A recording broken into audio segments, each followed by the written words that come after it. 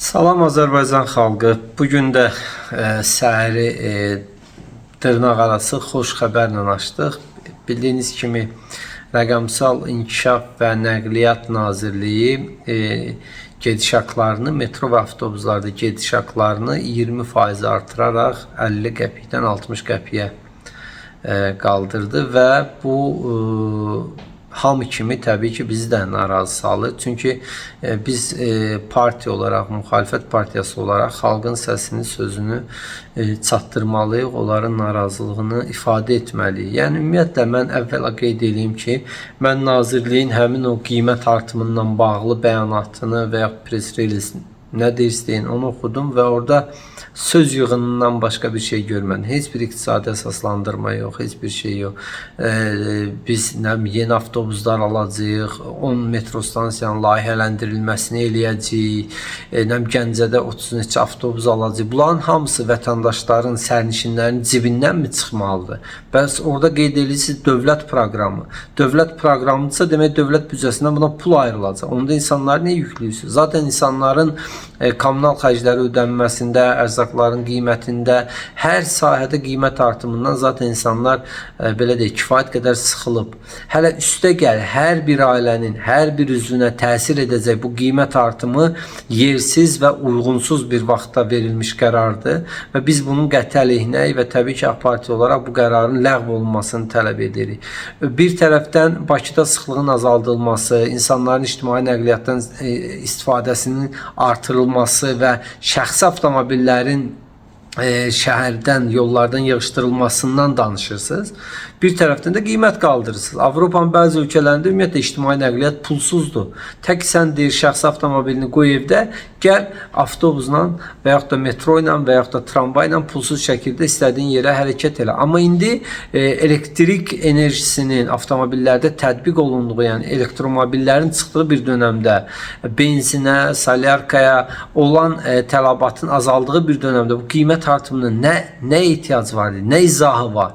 Yəni insanlar fikirləşin, bir ailədə 5 nəfər üzvü bir gün gedib gəlsə, fikirləşin nə qədər? 6 manata yaxın pul eləyir. 6 manat ilə vurar maşına, elektromobilə. 6 manatla 100 kilometrdən, nə 100 kilometri bir gün səhər axşama qədər sürər. Yəni bu daha da qiymətləri aşağı salmaq əvəzinə, insanların rifah vəziyyətini yaxşılaşdırmaq üçün nələrsə fikirləşmək əvəzinə ən asan yoldur. Yığışaq, kollegiya yığışsın, neyə qiymət artıraq, qoy vətəndaşlar ödəsin. Bəs burada tələbələr var, şagirdlər var, qazilər var, pensiyaçılar var, az təminatlı ailələr var.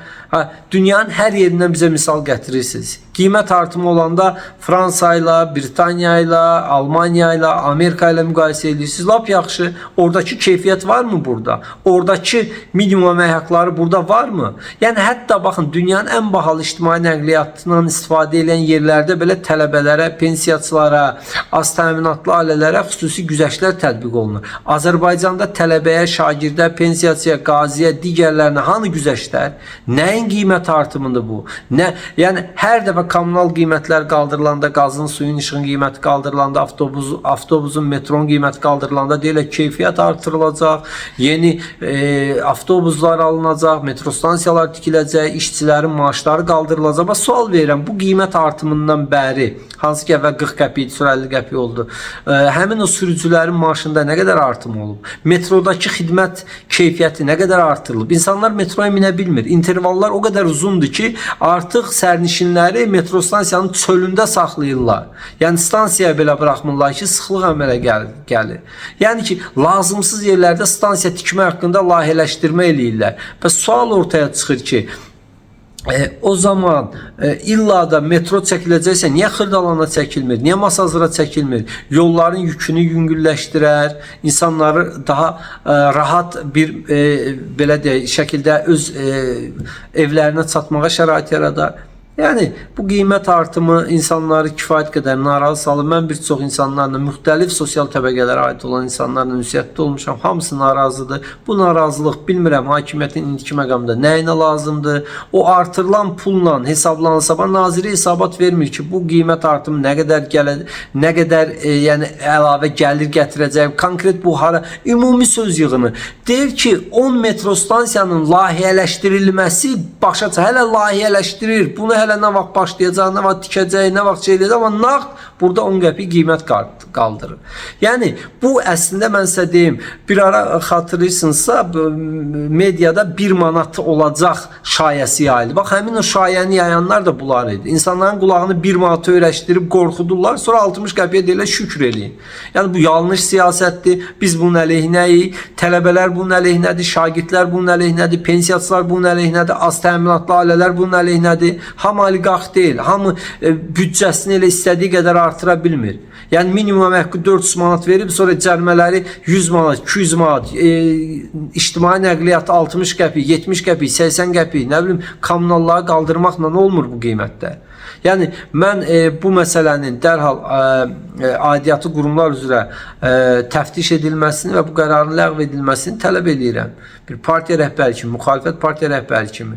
Yəni insanları bu qədər narazı salmaq, bu qədər incitmək, bu qədər sıxışdırmaq olmaz. Zaten həyat Azərbaycanda bahalıdır. Zaten ərzaqların qiyməti hər gün qalxır. Zaten belə deyək də iş yerləri olmur, iş yerləri azalır. Zaten gənclər Azərbaycandan qaçır. Yəni illa da Bakını Azərbaycanı boşaltmaq mı istəyirsiniz?